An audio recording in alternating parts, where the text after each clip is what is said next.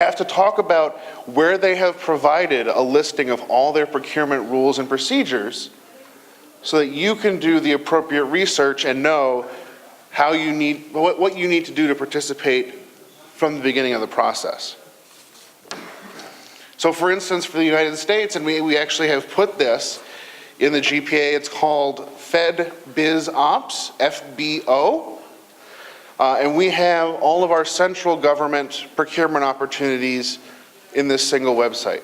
I'll be discussing this a little more in my presentation on the US system later this morning. We also have a listing, a special website that you'll find here for all of our states, for our sub-central governments that are covered by the GPA.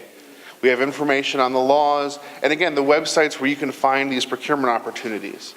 And this is not just for the US, every party has to provide this information. And that's what brings me to this next point, the eGPA, which I know that Anna and the WTO Secretariat are very proud of. This is a new effort to sort of bring the GPA into the digital age, to make it a lot easier to find all this information without having to go through 300 pages of schedules and party-specific annexes. So there's information in here about where you're going to find that procurement information. Where we're going with this is they want to try to put a lot more of the information on links to various government sites. They want to provide more information on government procurement statistics, on changes to national legislation, so you could be kept up to date on how procurement systems and processes are changing in various GPA countries.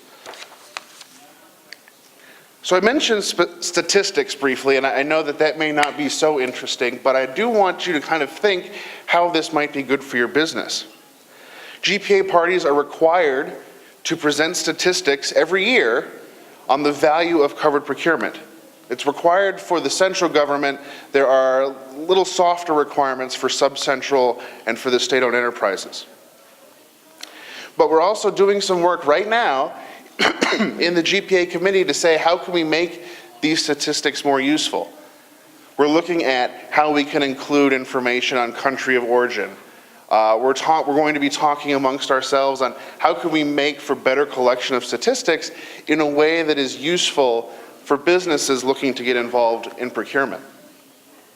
And I'll say for the United States at our central government level, for 2009, our covered procurement was worth about $205 billion. But all of this information, which is actually made available on by the Secretariat on the WTO webpage, breaks down this procurement information by procuring entity, by the agency, so you know who's buying, and then also by the good or service. They use various codes to say, here's the goods that this agency is buying. So you can see if you're a supplier of, say, pharmaceuticals, you can look at how much drugs the US Department of Defense is buying, or how much a Canadian ministry is buying every year. You can find all that information. They're making that available. And this, I think, provides an opportunity for businesses to get a sense of where they may be more competitive, where it's worth it for them to compete, to look into participating in these bids. Now, all this information, as I said, is online. There's a lot more here in the presentation than what I said.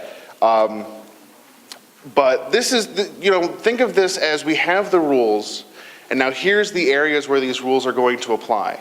Here's the area where you, as an exporter, as a Ukrainian company, have enforceable rights to access these foreign government markets.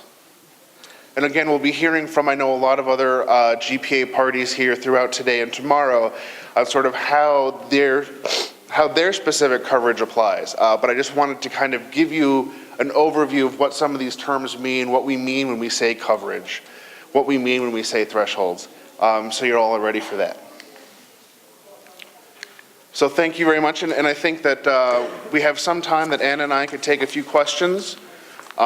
Again, more generally on the GPA, on what the obligations are and what it says, before we get into some of the really fun presentations. Thank you. Thank you very much.